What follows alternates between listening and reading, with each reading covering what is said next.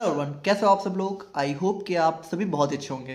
तो आज की वीडियो में हम लोग यहाँ पे बात करेंगे अपने pharmaceutical analysis B pharmacy first semester के इंपॉर्टेंट क्वेश्चंस के बारे में, जो कि आप लोग को इस साल 2026 के सेमेस्टर एग्जाम में देखने को मिल सकते हैं। एंड डेफिनेटली यहाँ पे देखिए, अगर आपने इन सभी क्वेश्चंस को कर लिया तो ना सिर्फ आप पास हो जाओगे बल्कि आपको बहुत अच्छे मार्क्स देखने को मिलेंगे, क्योंकि यही सारे क्वेश्चन हमारे रिपीटेडली आपको सेमेस्टर एग्जाम में देखने को मिलते रहते हैं। एंड हाँ, ट्राई करेंगे कि इसका भी एक सिंगल वीडियो आपको प्रोवाइड किया जाए। बाकी आप कमेंट करके बताना जो भी होगा। और अगर हम लोग यहाँ पे बात करें अपने यूनिट 1 के बारे में, तो यूनिट 1 में देखिए हमारा सबसे पहला क्वेश्चन हमारा फार्मास्यूटिकल एनालिसिस, और देखिए जो हमारा सबसे इंपॉर्टेंट टॉपिक हो जाता है वेरियस टेक्निक्स ऑफ एनालिसिस, यानी कि देखिए जो भी हमारी टेक्निक्स ऑफ एनालिसिस होती हैं उनके बारे में हमारा क्वेश्चन आ जाता है। अब इसमें आप लोग को बहुत डिटेल में नहीं लिख के आना होता है, लेकिन फिर भी यहाँ पे ये क्वेश्चन हमारा काफ़ी इंपॉर्टेंट हो जाता है, जो कि कई बार हमें देखने को मिला हुआ है। अब देखो, इसी क्वेश्चन को आप लोगों से कई बार जो है घुमा के ऐसे पूछ लेंगे, explain chemical method of analysis. अब देखो, जो टेक्निक्स ऑफ एनालिसिस है इसमें दो तरीके होते हैं, एक होता है केमिकल, एक होता है इंस्ट्रूमेंटल। तो केमिकल मेथड ही बेसिकली हमारे सिलेबस में भी है, इंस्ट्रूमेंटल भी है। इंस्ट्रूमेंटल का बेसिकली एक छोटा सा पार्ट है। तो केमिकल मेथड भी आप लोगों से पूछ सकते हैं, तो उसमें भी आप लोग को इसी के अंदर की चीज़ें लिख के आनी है। तो ये टॉपिक पढ़ोगे तो आप लोगों को समझ में आ जाएगा। बाकी इसी को आप लोगों से क्वालिटेटिव टेक्निक्स ऑफ एनालिसिस के नाम से भी पूछ सकते हैं। तो कुछ भी पूछें, ठीक है, आप लोग को बेसिकली यही सारी चीज़ें लिख के आनी है। अब अगर हम लोग यहाँ पे अपने सेकंड क्वेश्चन की बात करें, तो सेकंड क्वेश्चन हमारा आता है right about various methods of expressing concentration. अब देखिए यहाँ पे हमारे बहुत सारे अलग अलग कंसेंट्रेशन टर्म्स हमें देखने को मिलते हैं, जैसे कि हमारा मोलैरिटी, नॉर्मेलिटी। तो इनमें से मतलब कह सकते हो कि आप 4-5 को एक्सप्लेन करके चले आना इसके अंदर, वो इनफ हो जाएगा।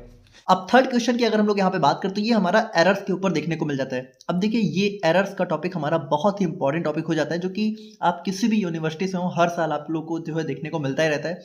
इसमें से या तो आप लोगों से टाइप्स पूछ लेंगे, या तो सोर्स, मेथड, या फिर जो है बेसिकली ये पूरा ही आप लोगों से लॉन्ग में ये क्वेश्चन पूछा जा सकता है। तो ये हमारा बहुत इंपॉर्टेंट टॉपिक हो जाता है, तो इसको आप गलती से छोड़ के मत जाना। उसके बाद अगर हम लोग यहाँ पे बात करें, तो हमारा प्राइमरी एंड सेकेंडरी स्टैंडर्ड, तो ये भी हमारा काफ़ी इंपॉर्टेंट टॉपिक हो जाता है, तो इसके ऊपर भी क्वेश्चन आ जाता है। एंड स्पेशली देखिए, अगर हम लोग यहाँ पे बात करें, तो आप लोग के सिलेबस में एक टॉपिक दे रखा है preparation and standardization of potassium permanganate, sodium hydroxide and oxalic acid. तो अब देखो, दे तो बहुत सारे रखे हैं, लेकिन ये तीनों थोड़े से इंपॉर्टेंट हो जाते हैं, तो इन तीनों को अगर पढ़ना होगा तो पढ़ लेना। थोड़ा सा टिपिकल टॉपिक हो जाता है। अब देखो, ये ना स्टैंडर्डाइजेशन आप लोगों को तब ज़्यादा बेटर समझ आएगा जब आप लोग यहाँ पे बाकी यूनिट्स पढ़ लोगे, क्योंकि इनमें टाइट्रेशन का कॉन्सेप्ट लगता है, तो हमें पहले टाइट्रेशन समझना होगा, तो हम लोग देखेंगे, ठीक है। और अगर हम लोग यहाँ पे बात करें अपने यूनिट नंबर 2 के बारे में, तो यूनिट 2 में हमारा सबसे पहला क्वेश्चन आता है define and classify acid based titration. अब देखो, एसिड बेस्ड टाइट्रेशन के ऊपर डायरेक्टली क्वेश्चन वैसे कम ही आता है, लेकिन कुछ भी मतलब आप ये समझो, ये यूनिट 2, 3, 4 अगर आप लोग को इनमें जितने भी टॉपिक हैं उनको समझना है, तो सबसे पहले आप लोग को टाइट्रेशन समझना होगा। और टाइट्रेशन समझने के लिए हम लोग यहाँ पे सबसे पहले अपने एसिड बेस्ड टाइट्रेशन को समझना बहुत जरूरी है। तो ये बेसिकली ये टॉपिक आप लोग पढ़ जरूर लेना, ताकि आप लोग को आगे की चीज़ें बेटर समझ में आए। क्योंकि देखो, अब जैसे यहाँ पे इंडिकेटर्स के ऊपर कई बार क्वेश्चन आता रहता है। अब लेकिन इंडिकेटर्स आप लोग को कब समझ आएगा, जब आप लोग को टाइट्रेशन का कॉन्सेप्ट पता होगा। तो कॉन्सेप्ट पता करना बहुत जरूरी है, तो इसीलिए ये क्वेश्चन भी हमारा इंपॉर्टेंट हो जाता है। फिर हमारा न्यूट्रलाइजेशन कर्व के ऊपर भी हमारा कई बार क्वेश्चन आता रहता है। एंड उसके बाद हमारा जो नॉन एक्वस टाइट्रेशन है, ठीक है, तो नॉन एक्वस टाइट्रेशन या फिर जो है हमारे कौन कौन से सॉल्वेंट्स हमारे नॉन एक्वस टाइट्रेशन में यूज होते हैं, तो इनके ऊपर भी हमारा क्वेश्चन आ जाता है।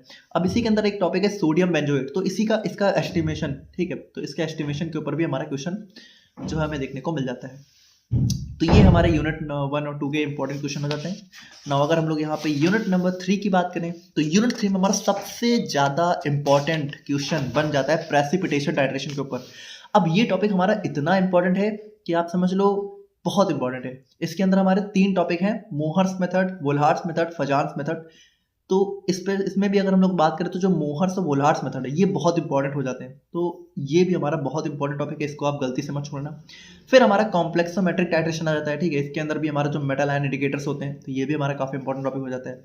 अब इसी कॉम्प्लेक्सोमेट्रिक टाइट्रेशन के अंदर एक टॉपिक आ जाता है मास्किंग एंड डीमास्किंग एजेंट का, ठीक है, मास्किंग एंड डीमास्किंग एजेंट होते हैं बेसिकली, तो इनके ऊपर भी हमें क्वेश्चन देखने को मिलता रहता है। उसके बाद ग्रेविमेट्रिक एनालिसिस, ये भी हमारा बहुत इंपॉर्टेंट टॉपिक हो जाता है। को प्रेसिपिटेशन एंड पोस्ट प्रेसिपिटेशन से भी हमारा क्वेश्चन बनता रहता है। और जो हमारा डाई एजोटाइजेशन टाइट्रेशन है, देखो अगर आप लोग यहाँ पे पूछो ना, तो फार्मास्यूटिकल एनालिसिस में सबसे ज्यादा इंपॉर्टेंट यूनिट कौन सी है, यूनिट नंबर 3।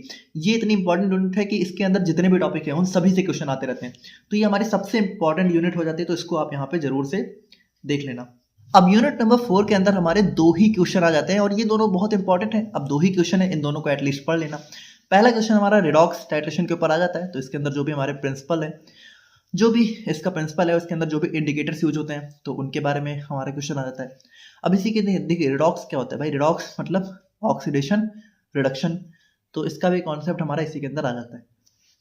अब उसके बाद इसके अंदर हमारे बहुत सारे टाइप होते हैं, लेकिन जो हमारा आयोडीमेट्री है और आयोडोमेट्री है, ये दोनों हमारे बहुत इंपॉर्टेंट हो जाते हैं। इन दोनों के ऊपर हमारा काफ़ी बार क्वेश्चन हमें देखने को मिलता रहता है। अब यूनिट नंबर 5 की बात करें तो यूनिट 5 में देखिए 3 टॉपिक हैं, कंडक्टोमेट्री, पोलैरोग्राफी और हमारा पोटेंशियोमेट्री। तो इन तीनों से ही हमारे कुछ ना कुछ क्वेश्चन बनते रहते हैं। जैसे कंडक्टोमेट्री से हमारा प्रिंसिपल, इंस्ट्रूमेंटेशन एंड एप्लीकेशन पूछा जा सकता है। पोटेंशियोमेट्री में हमारा जो रेफरेंस इलेक्ट्रोड है, तो ये हमारा काफ़ी इंपॉर्टेंट टॉपिक हो जाता है। तो पोटेंशियोमेट्री भी थोड़ा सा आप लोग देख लेना। अब इसी के अंदर जैसे एक हमारा टॉपिक आ जाता है इलेक्ट्रोकेमिकल सेल का, ठीक है, तो वो भी हमारा थोड़ा सा इंपॉर्टेंट हो जाता है। लेकिन आप लोग यहाँ पे जो स्टैंडर्ड हाइड्रोजन इलेक्ट्रोड है, तो इसको यहाँ पे थोड़ा सा अच्छे से देख लेना, ये और इलेक्ट्रोकेमिकल सेल भी साथ में पूछ लेते हैं। और थर्ड नंबर क्वेश्चन की बात करें तो हमारा पोलैरोग्राफी से आ जाता है। अब इसके अंदर भी हमारा एक ड्रॉपिंग मर्करी इलेक्ट्रोड होता है, तो यहाँ से भी हमारा क्वेश्चन बन जाता है। तो ये थे हमारे फार्मास्यूटिकल एनालिसिस के इंपॉर्टेंट क्वेश्चंस। एंड अगर आपने यहाँ पे इन सभी क्वेश्चंस को पढ़ लिया तो डेफिनेटली आपके एग्जाम में बहुत अच्छे नंबर आएंगे। अगर आपकी किस्मत अच्छी हुई तो इससे ज़्यादा आप लोग को एग्जाम में कुछ देखने को मिलेगा भी नहीं। तो मिलते हैं अपने नेक्स्ट सब्जेक्ट के इंपॉर्टेंट क्वेश्चन के साथ। तब तक के लिए बाकी आपको कुछ कहना होगा तो कमेंट में बता देना, और थैंक यू सो मच।